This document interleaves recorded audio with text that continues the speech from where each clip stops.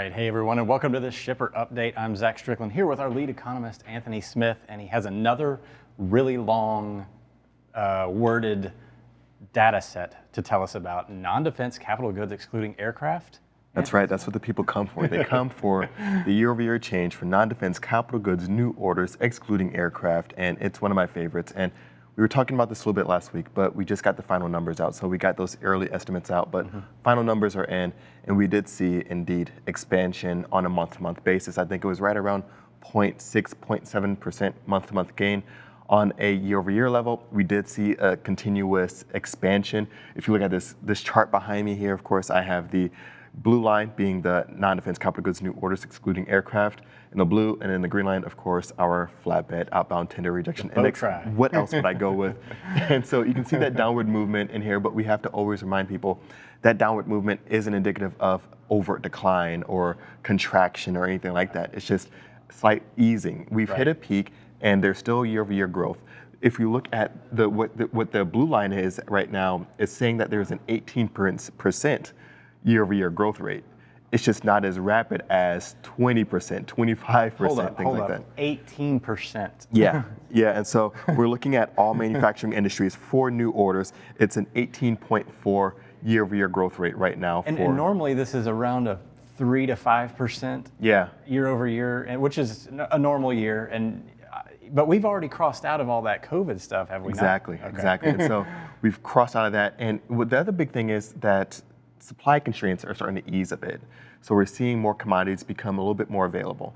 Not everything, but it's easing. I mean, we looked at lumber, that's starting to come down, of course, but when we're looking at like mills that use steel products, metals, things like that, all starting to ease. But that's not really slowing down any kind of manufacturing activity.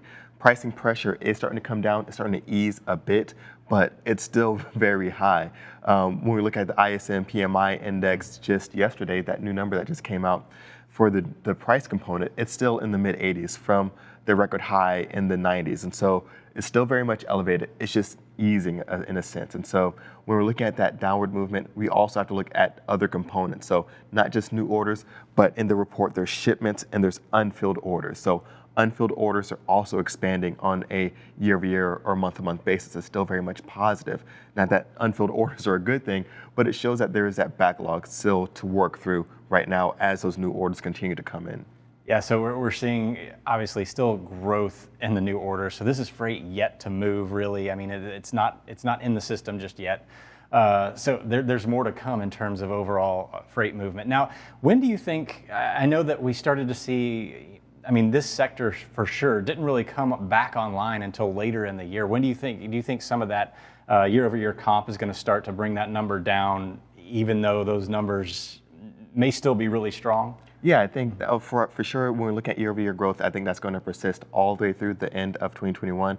I think 2022 is when we'll likely see the peak in actual real activity, not just the pace of activity, and then we'll start to see an easing. But even with that easing, I don't see any kind of cyclical contraction within the segment. Definitely going to be watching that FOTRI very closely to kind of monitor what's going on with that industry, because it all starts upstream. This is going to be the canary in the coal mine when you see what's moving with industrials and what's moving, of course, with consumers, especially with housing activity. Are consumers feeling confident, Zach? Are they going to make those home purchases? But sticking to this one right here, we're talking about feelings here, but manufacturers are feeling confident right now, and for all good reasons. There's a lot of activity here, and of course, it all leads to shipments, and shipments right now, all manufacturing industries up 13%, 13.1% year over year. So a lot of activity still to come. Tons to go. Well, thank you so much for that, Anthony Smith.